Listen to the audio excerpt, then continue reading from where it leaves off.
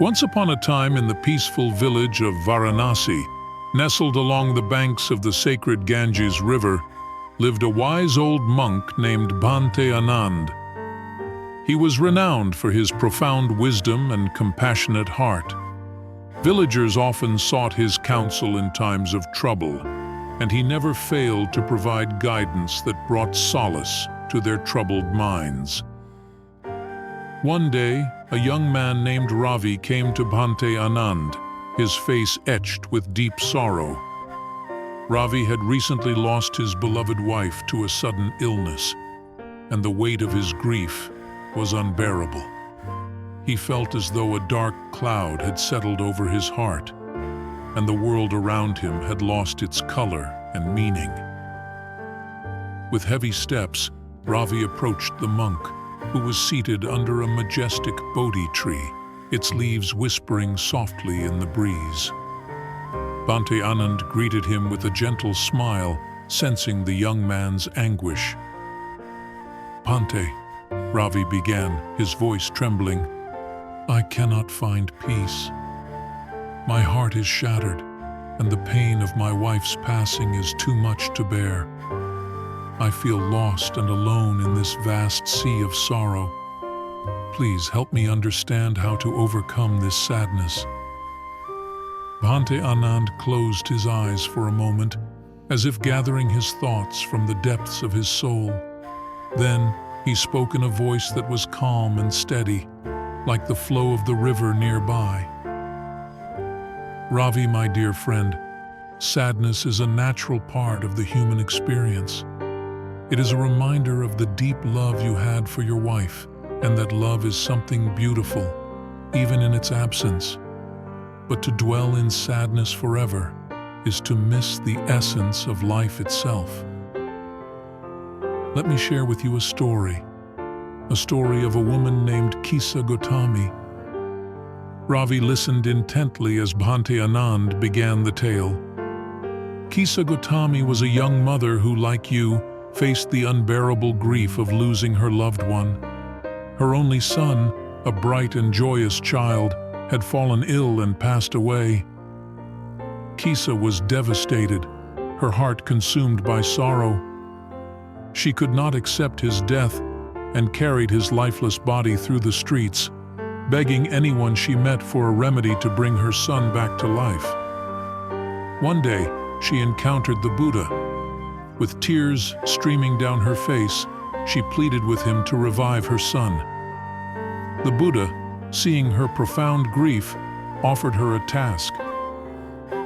"Bring me a mustard seed from a household that has not known death," he said, "and I will restore your son to life." Kisa Gotami, filled with a glimmer of hope, went from house to house, asking for a mustard seed. But in every home she visited, she heard stories of loss and death. Each family had experienced sorrow. Each had a loved one who had passed away. Gradually, Kisa realized that death and loss were universal experiences shared by all.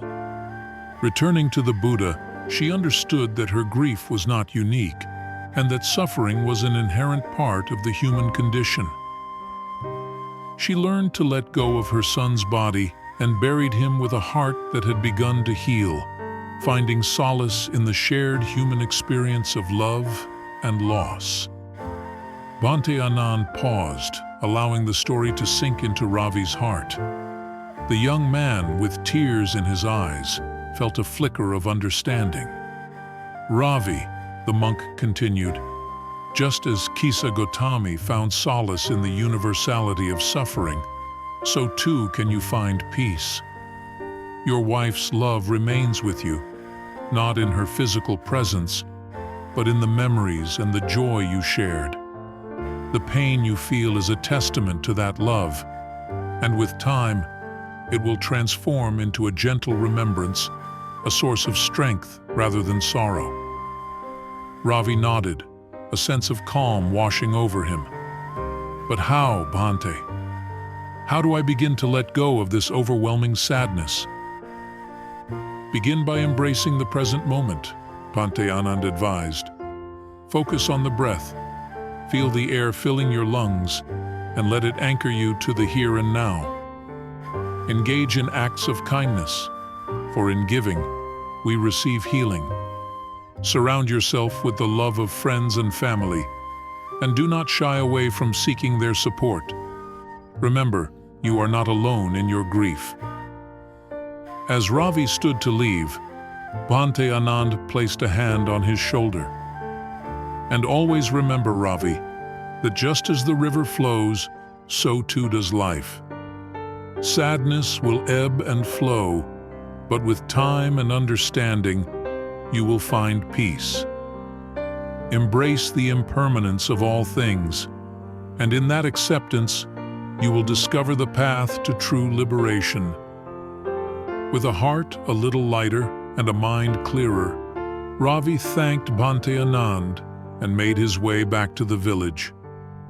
The path ahead was still long, but with the monk's wisdom as his guide, he knew he would find his way through the darkness and into the light once more.